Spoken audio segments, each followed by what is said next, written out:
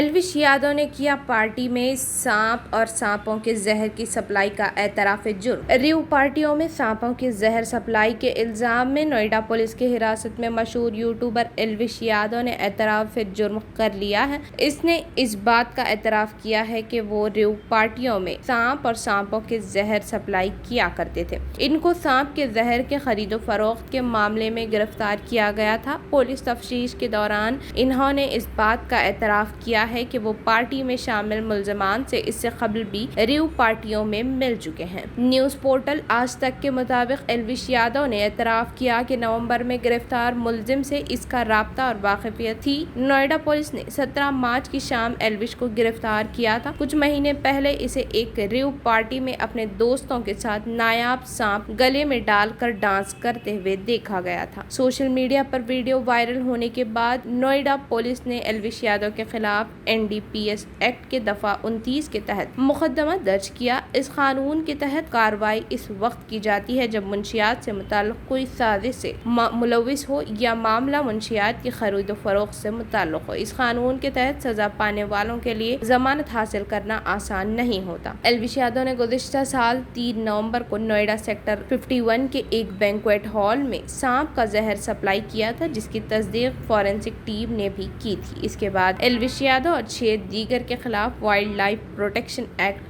IPC के दफा 129A के तहत मुकदमा दर्ज किया गया। एल्विश से पहले भी तफ्तीश की गई थी, लेकिन पुलिस ने इन्हें गिरफ्तार नहीं किया था। वाज़ेह रहे 3 नवंबर को पुलिस ने मुल्जिम के कब्जे से 5 कोबरा समेत 9 सांप बरामद किए थे। तफ्तीश से मालूम हुआ कि तमाम सांपों में जहर के गुदूद गायब थे। पुलिस ने इनसे 20 मिलीलीटर जहर का सांप के जहर का भी बरामद किया। एल्विश ने इन इल्जामात को मुस्तरद करते हुए इन्हें बेबुनियाद बताया था। पीपल फॉर एनिमल्स ने सांप के जहर पर मुश्तमिल रेव पार्टी को बेनकाब किया था। इसी तंजीम के एक एहलकार ने गुज़िश्ता हफ्ते एल्विश के खिलाफ एक और शिकायत दर्ज कराई थी, जिसमें इन पर धमकियां देने का इल्जाम आयद किया गया था। एल्विश पर एक म्यूजिक वीडियो में सांपों के साथ खेलने का भी इल्जाम है।